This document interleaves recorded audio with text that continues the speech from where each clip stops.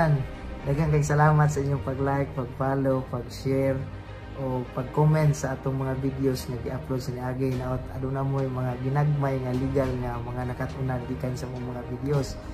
Karon atong hisgutan ang pangutana sa usa ka nag-comment sa atong previous nga video. Nangutana siya nga sa Ika Sumurostro, nangutana siya nga Thorns, bawsi ba'y tawag ana kung usa ka babae di kulata sa usa ka lalaki nga dili niya bana? So unsa man ning bawsi? Ang bawsi usa ka balaod nga espesyal nga gipanday aron protektahan ang mga babae ug ang ilang mga anak. So before matawag ang usa ka kaso nga covered sa bawsi, adunay mga importanteng elemento nga kinahanglan anaa sa circumstansya.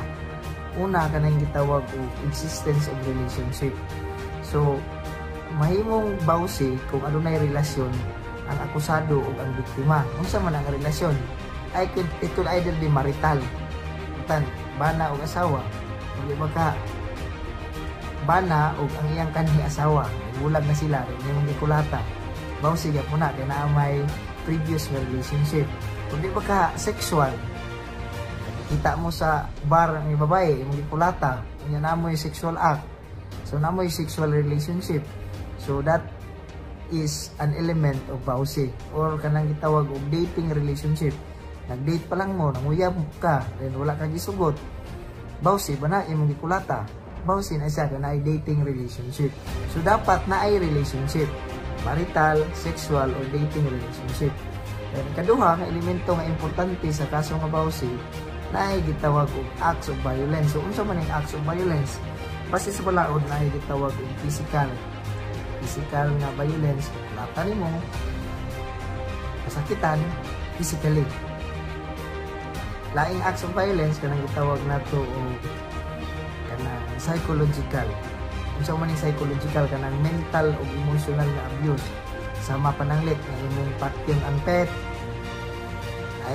ay buhi nga iro ang imong uyab, imong asawa, imong gipatay, imong balik-balik ug pakaulaw imong asawa sa publiko, imong nangabit ka, dayon napalaka ka imong asawa anak. That is psychological abuse. Napoy kitawag og sexual abuse. So abusuhon nimo ang sexualidad. Utan managtiayon, dili to mosulod tong i-force nimo nga makigilawas ka sa imong asawa bisag dili mo sugot imong asawa o imong uyab. Bisag pag naamoy relasyon imong gipugos, that could still be rape in relation to RA 9262. So inana ang sistema. Ikaupat nga type sa abuse kanang gitawag og economic or kanang gitawag og economic or financial abuse. So kaning economic or financial abuse, the mere fact na wala nag-support dili na so automatic mahimong covered sa bawsi. Kinahanglan ang acts of failing to support is for the purpose of making the woman financially dependent. So inana ang konsepto na bang ikuan nimo suporta o napaktes ka sa pagsuporta aron himo nimo ang babae nga imong kiko, imong slave nga mahimo siyang dependent nimo aron nana ang elemento sa balaod. So moto ang 4 acts of violence na covered sa Republic Act 9262. So naa sa balaod nakalatid unsa tong mga acts, naapoy mga penalties. Sa akong nakita mas bugat ang penalties nga naa diri sa RA 9262. Unsa may atong tubag sa pangutana ganina nga ang lalaki dayon nangulata og babae bisan di sila minyo. Para nako covered to sa bawsi. Ano man? Naaman sila bisag dili sila minyo ug naa sila sexual or dating relationship, yang gikulata atong babae, that constitutes bawsi. So natubag na ang pangutana.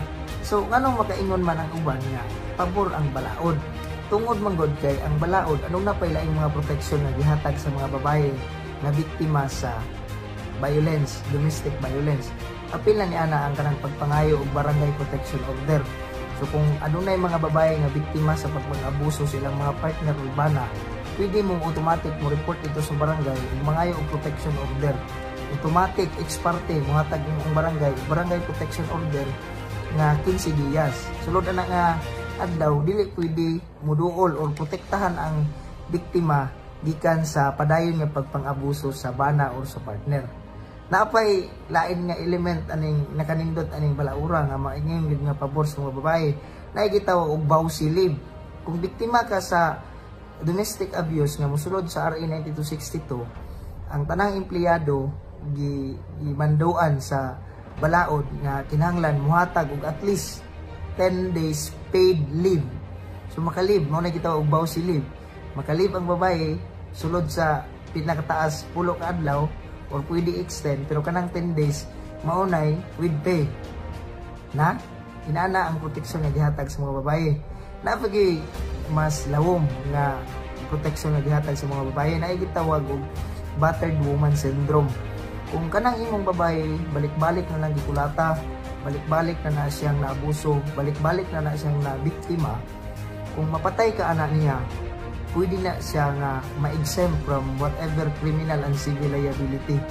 Pero, lantawon po sa korte kung mangita po na siya o ang korte o assistance sa psychologist o psychiatrist, kung aron lang tawon kung naa ba siya nga syndrome, kanang gitawag og battered woman syndrome. So, dili na kay nako palawmon kay legal and technical na kay na siya nga term, basta naa na siya nga provision sa bulaod na kung mapatay sa babae ang usa ka lalaki nga akusado o nagbuhat sa domestic violence, pwede siyang ma-free sa criminal liability.